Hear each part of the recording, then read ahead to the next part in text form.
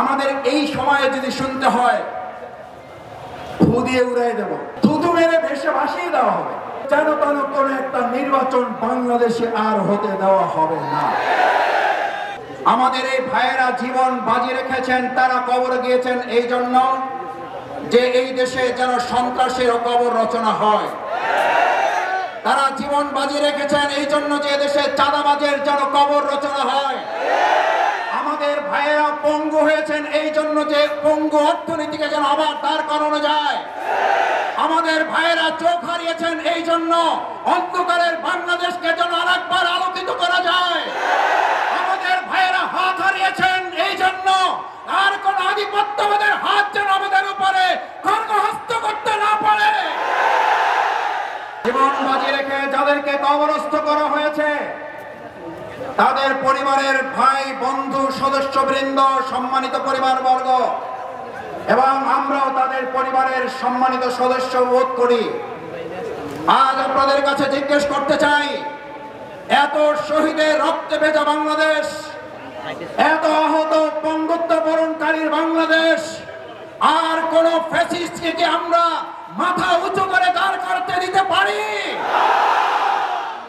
ওয়ালটন আবারও মিলিনিয়ার অফারে ওয়ালটন ফ্রিজ কিনে আপনিও হয়ে যেতে পারেন মিলিয়নিয়ার। মিলিনিয়ার ছড়াছড়ি দেশ জুড়ে, এটা শুধু ওয়ালটনই পারে। বৈষম্যহীন একটা রাষ্ট্র করার সময়ে লক্ষ্য করছি, অত্যন্ত দুর্ভাগ্যের ব্যাপার আমাদের এই সময়ে যদি শুনতে হয় ফু দিয়ে উড়াই দেব, শোনা যায় না? যায় না? থুতু মেরে ভেসে ভাসিয়ে দেওয়া হবে। আচ্ছা ভাই, আপনি বলেন, আপনি থুতু দিয়ে ভাসিয়ে দিবেন, আপনি ফু দিয়ে উড়াই দেবেন? আমাদের বাংলাদেশের রাজনীতিবিদদের মুখ থেকে যদি শোনা যায় যে তারা ওয়াশরুমে যা মানুষ ব্যবহার করে সেটা দিয়ে আমাদের এই দেশের মানুষকে ভাসিয়ে দেবেন, এটা দুর্ভাগ্যের শুধু নয়, নতুন এক ফ্যাসিস্টের পদক্ষেপ।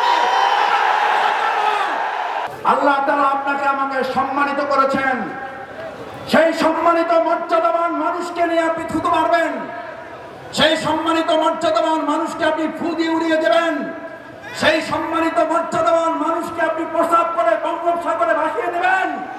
এটা বাংলাদেশের রাজনীতি হতে পারে না। এই রাজনীতি ভবিষ্যতে দেশের মানুষের চলতে দিবে না। তো সবাই মিলে বাংলাদেশ বলেন, সবার আগে বাংলাদেশ বলেন। সেই বাংলাদেশে সেই কিশোরগঞ্জ জেলায় এমন নেতার বক্তব্য শোনা যায়, তিনি সবার আগে বাংলাদেশ নয়, তিনি সবার আগে একটা পার্শ্ববর্তী রাষ্ট্রের প্রতিনিধিত্ব করার বক্তব্য দেন।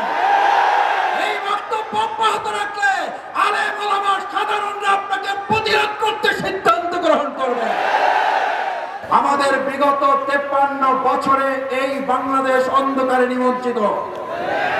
এই বাংলাদেশে অর্থনীতিকে ধ্বংস করে দেওয়া হয়েছে, এই বাংলাদেশের সংস্কৃতি অপসংস্কৃতির ছায়াতলে ভাসিয়ে দেওয়া হয়েছে।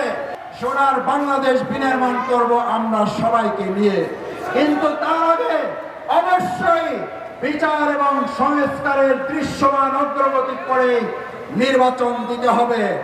নির্বাচনের জন্য জামাত ইসলামী রাজনীতি করে, এটা ঠিক, কিন্তু যেন তেন কোন একটা নির্বাচন বাংলাদেশে আর হতে দেওয়া হবে না। আমরা 2024 সালের জুলাই আগস্ট গুলির সামনে বুক পেতে দিয়েছিলাম, বুলেটের বিরুদ্ধে লড়াই করেছি। এবার ব্যালটের বিপ্লবের জন্য আরেকবার বুকের সামনে গুলি ধারণ করে ভোট ডাকাতদের আমরা প্রতিহত করবই।